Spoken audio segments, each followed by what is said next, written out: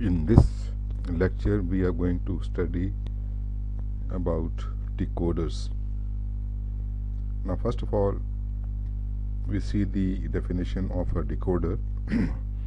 It says that a decoder is a combinational circuit that converts binary information from n input lines to a maximum of 2n unique output lines. This means that if we have got one input, that is n is equal to 1, then decoder will have one input line and 2 to the power 1 is equal to 2, that is 2 output lines, and it will be called 1 to 2 line decoder. If the decoder has 2 input lines, that is if n is equal to 2, then decoder will have 2 input lines and 4 output lines, and it will be called a 2 to 4 line decoder. Similarly, if n is equal to 3, then the decoder will have 3 input lines and 2 to the power 3, that is 8 output lines, and it will be called a 3 to 8 line decoder. Similarly, if n is equal to 4, then decoder will have 4 input lines and 2 to the power 4, that is 16 output lines, and it will be called a 4 to 16 line decoder. In this way, decoder of any size can be made.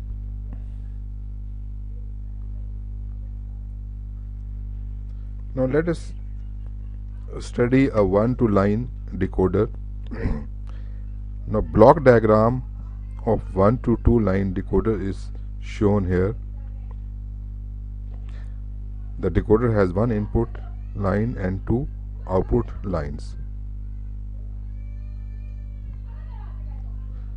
So we see here that a block diagram of 1 to 2 line decoder is shown here. We see that we have got one input to this decoder, so n is equal to 1, and 2 raised to the power n outputs, so the outputs are 2. So this is the block diagram of 1 to 2 line decoder. Now the truth table of this decoder is shown here in this diagram, and here we see that if this input x is equal to 0, then the output is d0 will become 1. So if x is equal to 0, d0 will become 1 and d1 would be 0. If x is equal to 1, then we see that d1 would be equal to 1 and d0 will be equal to 0. So the truth table of this decoder shows that if x is equal to 0, then output is equal to, then output d0 will be high, and if x is equal to 1, then the output d1 will be high. It may be noted here that at one time only one output of decoder is high.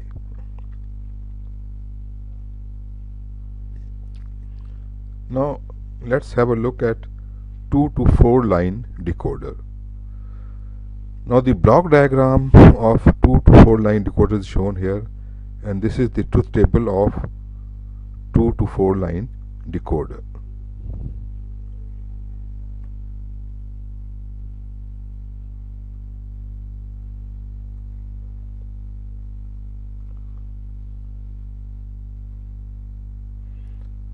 Now we see that the decoder has got 2 inputs, that is n is equal to 2. So the output is 2 raised to the power n. So 2 raised to the power 2 is equal to 4. So this decoder has got 2 inputs and 4 outputs. So it is known as 2 to 4 line decoder. And now let's have a look at its truth table. We have got 2 inputs. If x is 0 and y is 0, then d0 will be equal to 1 and all the other outputs would be equal to 0. Only d0 would be high, it will be equal to 1, and all the other inputs, all the other outputs would be 0. Similarly, if x is 0 and y is 1, then D1 will be high, it will equal to 1, that is D1 would be high, and all the other outputs would be 0, that is D0, D2 and D3, they will be 0. Similarly, if x is equal to 1 and y is equal to 0, then D2 output would be high and all other outputs would be 0. So only D2 would be high and all other outputs, that is D0, D1 and D3 would be 0. Similarly, if x is equal to 1 and y is equal to 1, then D3 would be high and all the other outputs would be 0. So it may be noted here that at one time only one output of decoder is high and all the other outputs are 0.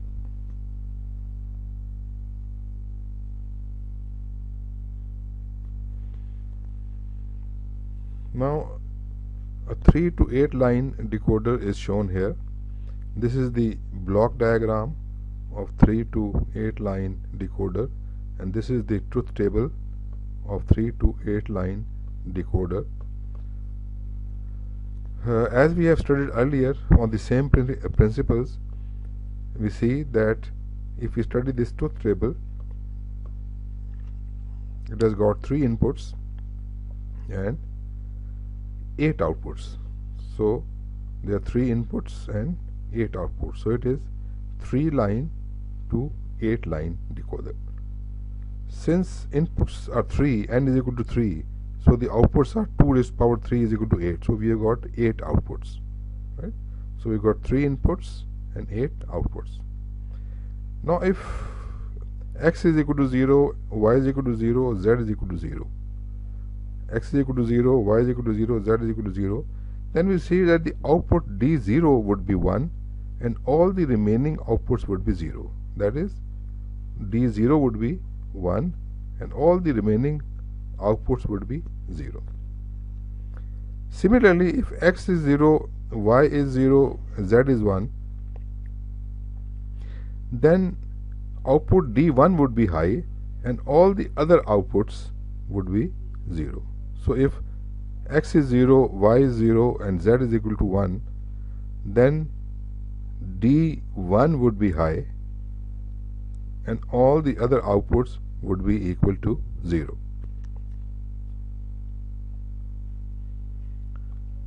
Similarly, if x is equal to 0, y is equal to 1 and z is equal to 0, then D2 would be high and all the remaining outputs would be 0.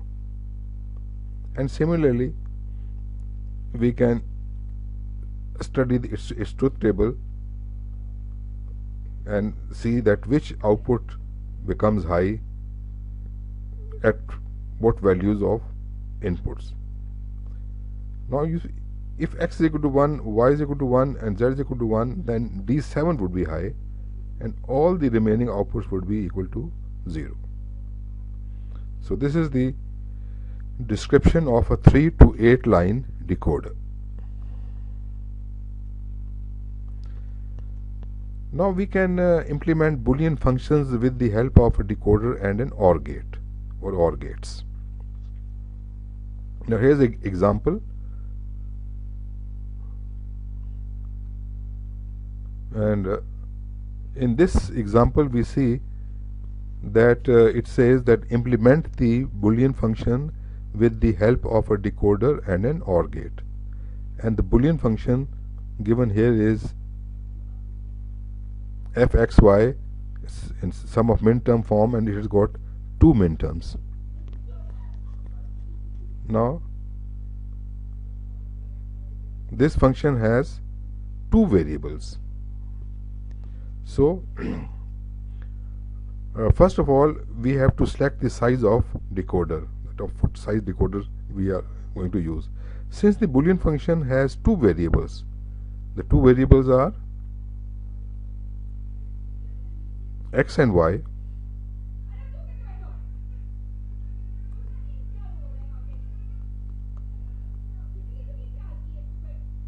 So since it has got 2 variables, so we select a decoder with 2 inputs, that is 2 to 4 line decoder. The decoder and OR gate connections are shown below to implement the Boolean function fxy is equal to sum of minterms 1 and 3. Now, since the Boolean function has minterms 1 and 3, therefore decoder outputs 1 and 3 are connected to input of the OR gate. So this Boolean function has got minterm of 1 and 3. So we connect 1 and output 3, output 1 and output 3 to this gate. So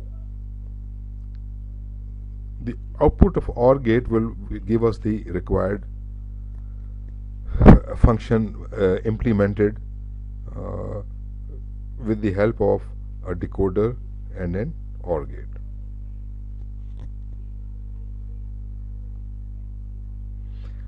Now here's another example that we want to implement the Boolean function with the help of a decoder and an OR gate, and the Boolean function is given over here. Now we note that this function, Boolean function, has got 3 variables. So in order to solve this function, first of all we have to select the size of decoder. Since the Boolean function has 3 variables, so we select a decoder with 3 inputs. And if we select a decoder of 3 inputs, then it will have 8 outputs. So the decoder will be 3 to 8 line decoder. The decoder and the OR gate connections are shown here. Since in the Boolean function we have got the minterm 0, minterm 2 and minterm 4, therefore we connect 0, 2 and 4 to this OR gate. So this complete decoder and this OR gate will implement the function, the Boolean function, with the help of the Boolean function which is shown here, with the help of a 3 to 8 line decoder and an OR gate. Here we take another example, and in this example we see that it is saying that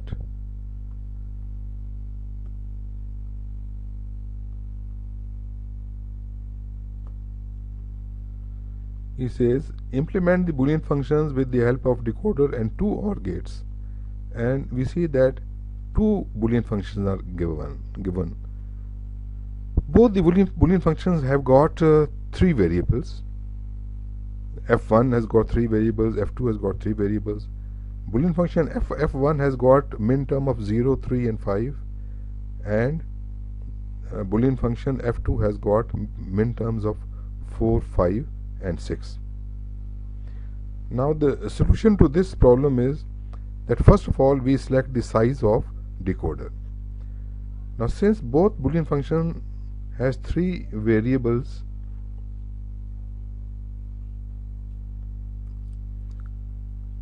since it has got 3 variables, so we select a decoder with 3 inputs.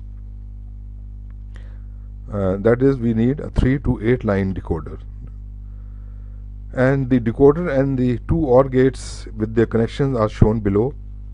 And here we see that we have got 3 variables in both the Boolean function, so it has got 3 inputs, and 2 raised to power 3 is equal to 8, so it has got 8 outputs. Now for this OR gate is for Boolean function f1, and this Boolean function contains 3 minterms which are 0, 3 and 5. So we connect 0, D0, D3 and D5, which are going as input to this OR gate, and this OR gate will give us the function f1. Now the function f2 contains minterms 4, 5 and 6. So we connect minterm 4 and minterm 5 and minterm 6 with this OR gate. So this OR gate will give us the function f2. So the circuit for the Boolean functions which are shown over here, f1, f2 is shown over here, and these two Boolean functions have been implemented with the help of one 3 to 8 line decoder and two OR gates.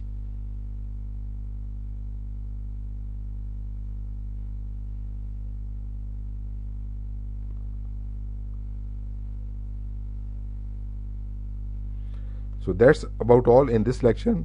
In the next lecture we will be covering encoders and multiplexers.